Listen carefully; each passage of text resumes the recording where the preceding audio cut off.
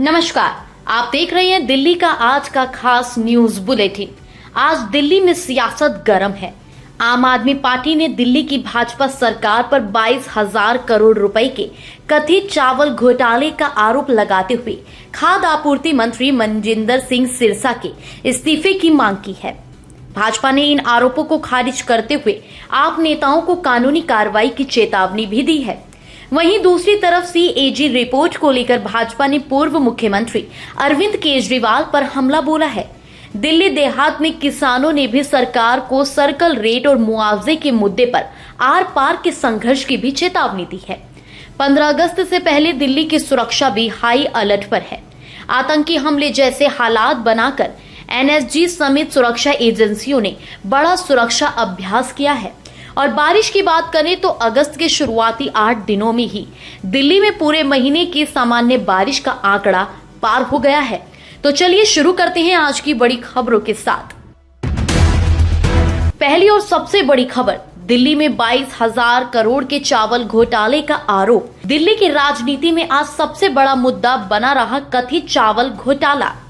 आम आदमी पार्टी के दिल्ली अध्यक्ष सौरभ भारद्वाज ने आरोप लगाया कि दिल्ली के गरीबों को बांटने के लिए एफसीआई से मिलने वाला चावल असम के एक निगम के माध्यम से हरियाणा की एक निजी कंपनी को बेचे जाने की योजना बनाई गई।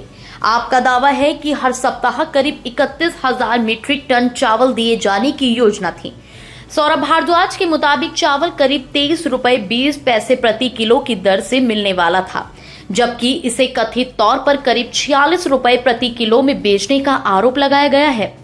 आपका दावा है कि इस अंतर से हर सप्ताह करीब 70 से 71 करोड़ रुपए की दलाली बनती और 3 साल में ये आंकड़ा करीब 11,000 करोड़ रुपए तक पहुंच सकता था। आप नेताओं ने मुख्यमंत्री रेखा गुप्ता और खाद्य आपूर्ति मंत्री मनजिंदर सिंह सिरसा की जवाबदेही तय करने और मंत्री के इस्तीफे की भी मांग की है। भाजपा ने इन आरोपों को पूरी तरह खारिज कर दिया है। दिल्ली भाजपा प्रवक्ता प्रवीण शंकर कपूर ने कहा है कि दिल्ली सरकार में कोई घोटाला नहीं हुआ है और मंत्री मनजिंदर सिंह सिरसा ने सौरभ भारद्वाज और संजीव झा को झूठे आरोप लगाने पर माफी मांगने या कानूनी कार्रवाई का सामना करने की भी चेतावनी दी है। यानी चावल के मुद्दे पर दिल्ली में सियासी टकराव अब सीधे सरकार बनाम विपक्ष की लड़ाई में बदल गया है। अब बात सीएजी रिपोर्ट की, तो बता दें कि दिल्ली सरकार में मंत्री प्रवेश साहिब सिंह ने 7 अगस्त को सामने आई सीएजी रिपोर्ट को लेकर पूर्व मुख्यमंत्री अरविंद केजरीवाल पर गंभीर आरोप लगाए हैं। भाजपा का दावा है कि रिपोर्ट में करीब 3,500 करोड़ रुपए की अनियमितताएं सामने आई है। भाजपा ने 1,185 मैनुअल टेंडर, ई-वे बिल और जीएसटी से जुड़े मामलों को लेकर भी सवाल उठाए हैं। दावा किया गया है कि 31 मार्च 2023 तक करीब 68,680 करोड़ रुपए के बोगस ई-वे बिल सामने आए। भाजपा ने यह भी आरोप लगाया कि हजारों करोड़ रुपए के टैक्स बकाये की वसूली में लापरवाही हुई। इन आरोपों के जरिए भाजपा ने साफ संकेत दिया है कि वह पिछली दिल्ली सरकार के कथित भ्रष्टाचार के मुद्दे को आने वाले दिनों में और जोर से उठाएगी। तीसरी बड़ी खबर की बात करें तो लाड़पुर गांव में हुई महापंचायत में 7 गांवों के किसानों ने सर्कल रेट मुआवजे और मास्टर प्लान 2041 को लेकर सरकार के खिलाफ आर पार के संघर्ष का ऐलान किया। किसानों का कहना है कि उनकी जमीन का अधिग्रहण 18 साल पुराने सर्कल रेट के आधार पर नहीं किया जाना चाहिए। किसानों ने मौजूदा बाजार मूल्य के हिसाब से उचित मुआवजे की भी मांग की है। महापंचायत में ये भी चेतावनी दी गई है कि जब तक सर्कल रेट और मुआवजे का मुद्दा हल नहीं होता, आंदोलन जारी रहेगा। मास्टर प्लान 2041 को जल्द अधिसूचित करने की भी मांग उठी। भाजपा किसान मोर्चा ने किसानों की मांगों का समर्थन किया है, जबकि स्थानीय विधायक गजेंद्र दलाल ने मुख्यमंत्री से किसानों की मुलाकात कराने का प्रयास करने का आश्वासन दिया है। यानी दिल्ली देहात में जमीन और मुआवजे का मुद्दा आने वाले दिनों में बड़ा आंदोलन बन सकता है। अब बात करें चौथी खबर की, तो चौथी खबर है 15 अगस्त से पहले दिल्ली में बड़ा सुरक्षा अभ्यास। स्वतंत्रता दिवस से पहले दिल्ली की सुरक्षा व्यवस्था और कड़ी कर दी गई है।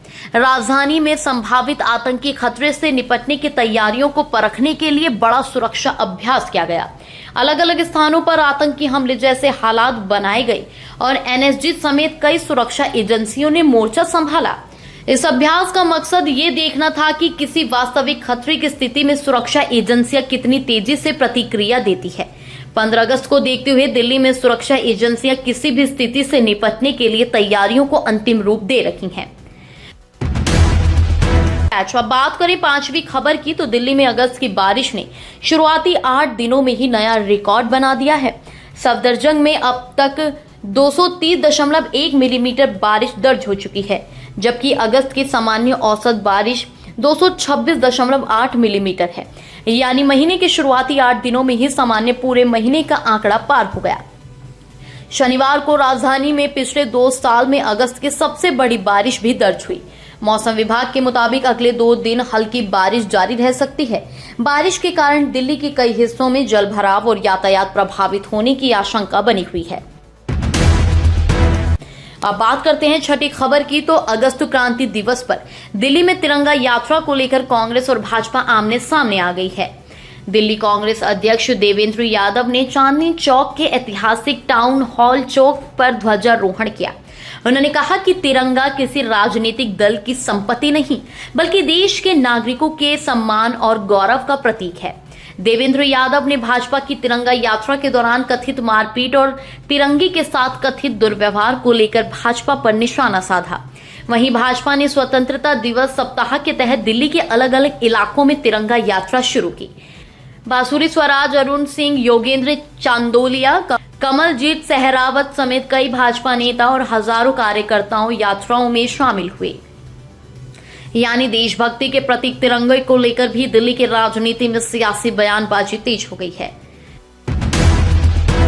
अब बात करें 7वीं खबर की, तो आप विधायकों के घर बीजेपी का प्रदर्शन।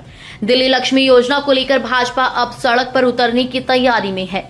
दिल्ली भाजपा ने ऐलान किया है कि सोमवार यानी 10 अगस्त की सुबह 8 बजे आपके सभी 22 विधायकों के आवास पर प्रदर्शन किया जाएगा। भाजपा का आरोप है कि आप विधायक दिल्ली लक्ष्मी योजना का विरोध कर रहे हैं। योजना के मुद्दे पर विधानसभा से लेकर सड़क तक भाजपा और आप के बीच टकराव बढ़ता दिखाई दे रहा है। अब बात करें 8वीं खबर की, तो करोड़ों की सड़क परियोजना पर सवाल। नजफगढ़ ड्रेन के दोनों किनारों पर प्रस्तावित करीब 453.95 करोड़ रुपए की डबल लेन सड़क परियोजना को लेकर महत्वपूर्ण बदलाव की तैयारी है। परियोजना सिंचाई एवं बाढ़ नियंत्रण विभाग की जगह लोक निर्माण विभाग से कराने की तैयारी बताई जा रही है। प्रस्तावित सड़क को दिल्ली की मौजूदा सड़कों और फ्लाईओवर नेटवर्क से जोड़ने की योजना है, लेकिन परियोजना की कार्यान्वयन एजेंसी बदलने का मामला आर्थिक वित्त समिति के सामने पहले नहीं रखे जाने पर समीक्षा बैठक में गंभीर आपत्ति जताई गई।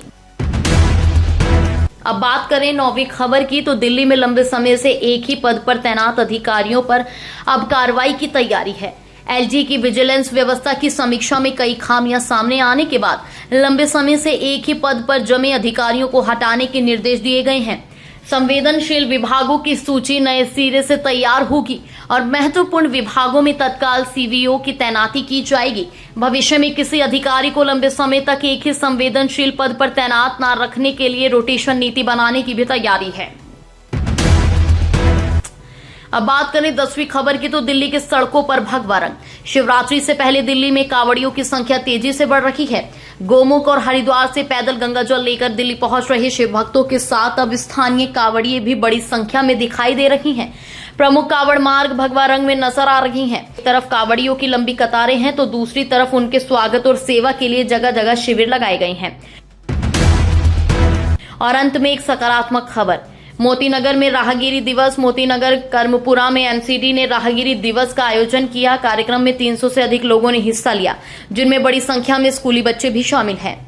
साइकिलिंग, फिटनेस गतिविधियों और इंटरएक्टिव गेम्स के जरिए लोगों को स्वस्थ जीवन शैली, सड़क सुरक्षा और स्वच्छता का संदेश भी दिया गया। बच्चों को विशेष रूप से गीले और सूखे कचरे को अलग रखने और रिसाइकलिंग के महत्व के बारे में जागरूक भी किया गया। तो ये थी दिल्ली की आज की बड़ी खबरें। आज की सबसे बड़ी राजनीतिक खबर रही 22,000 करोड़ रुपए के कथित चावल घोटाले का आरोप और उस पर भाजपा का पलटवार। वहीं किसानों का आंदोलन, दिल्ली की सुरक्षा, बारिश का रिकॉर्ड और तिरंगे को लेकर सियासी टकराव भी आज चर्चा में रही। दिल्ली की ऐसी ही बड़ी और असरदार खबरों के लिए जुड़े रहिए हमारे साथ।